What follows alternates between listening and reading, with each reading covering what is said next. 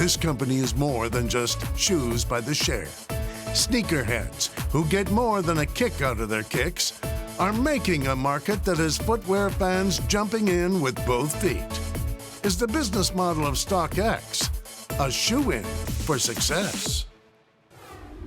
If you want to get a read on the future of retail, you need to check in with the smaller, privately held companies that are revolutionizing the industry. Take StockX, which is a kind of marketplace for things like limited edition sneakers, watches, handbags, streetwear. They got their start helping people selling rare shoes. And since then, they've expanded into a whole bunch of categories. Now, in the last few months, StockX has rolled out yet another category, collectibles. They brought in a new CEO, and just last week, they launched their latest shoe IPO as part of a collaboration with Adidas. StockX shoe IPOs, they're kind of like Dutch auctions. We're going to learn more about them. Don't worry about it. They're a set of number shoes. If you want one, you submit a bid with the shoes going to the highest bidders who all pay the same price. Hey, that's kind of an intriguing idea. So let's dig deeper with Scott Cutler. He's the new CEO of StockX to learn more about his company and how it's changing the industry. Mr. Cutler, welcome to Mad Money. Great to be here, Jim. Thank you so much. Thank you.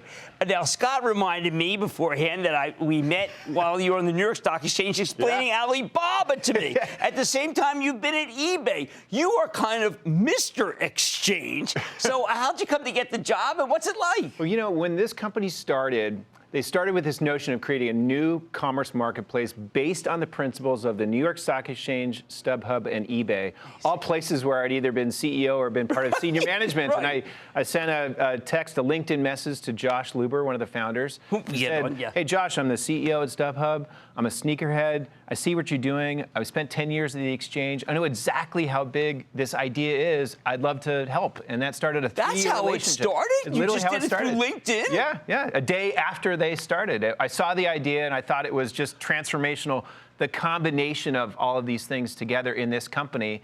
And then who would have known a few years later that I would join and have the opportunity to run it in partnership with the founders. But it's been, a really very cool story. Well, who else would know how to do an IPO auction? Tell us about it. And I wanted to be sure, I mentioned before, that even though it's with Adidas, there are a lot of brands involved.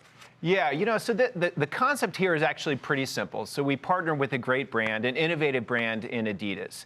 And you had 3 unique designers from around the world. And in 10 days, they designed, created, and produced these unique sneakers, 3 different colorways. And we had an IPO for 333 pairs of each sneaker.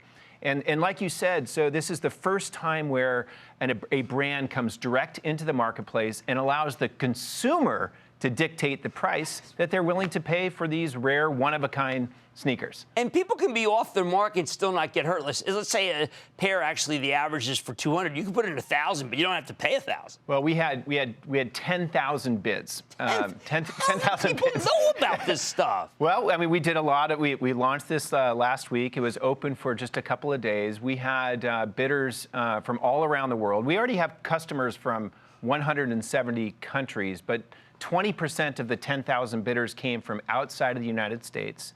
1,000 of those bidders placed bids on all 3 different pairs.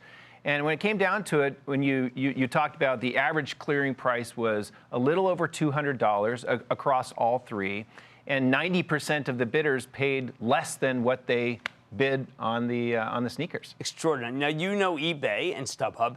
Are you starting to see better price discovery here than you did in eBay?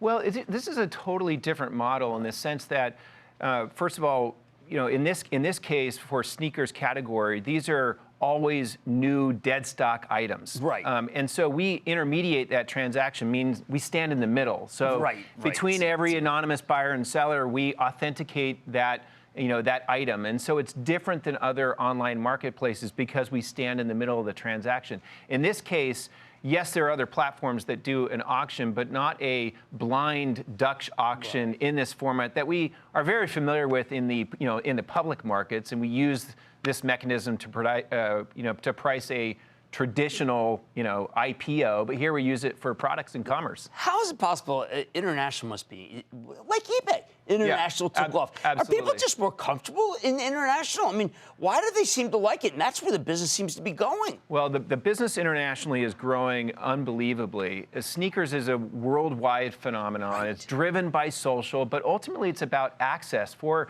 people in all the countries outside of the United States having that opportunity to cop a new sneaker. China too? Yeah, China, 10% of our business. Isn't that something? Direct, an e-commerce company having direct customers in China. So these are items that you can't get anywhere else, but then they're coming to StockX and we're recognized as a brand that stands for authenticity. And so since we authenticate everything that goes through the platform, if you're buying from anywhere in the world, you know that you're getting a great brand plus this notion of authenticity. Oh, that's fantastic. Then no one else has that, which brings me to a point that the people at home are saying, you know what, I want to be on StockX, but I also want a piece of StockX. I mean, is it reasonable to think, and I know Dan, a great man, is behind it, that you would want to come public, or is it like the mortgage operation where I don't think there's any desire to go public?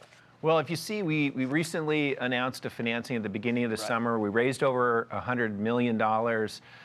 We have world-class investors, including Dan, that are in this, and I think wouldn't that be great if we ended up with that outcome? That's certainly our objective as a company. Fantastic. But we're going after a global opportunity with consumers around the world, and we're super excited about this innovation in commerce. Well, you should be. This is exciting. They got the right guy for it. You know it all. All right, that's Scott Cutler, CEO of StockX. Guys, go read about, Google it. I really want you to know about this. I know it's private, so you can't take a position, but this is one of the most exciting parts of commerce I've seen since when eBay was started. Mad Money's back after the break.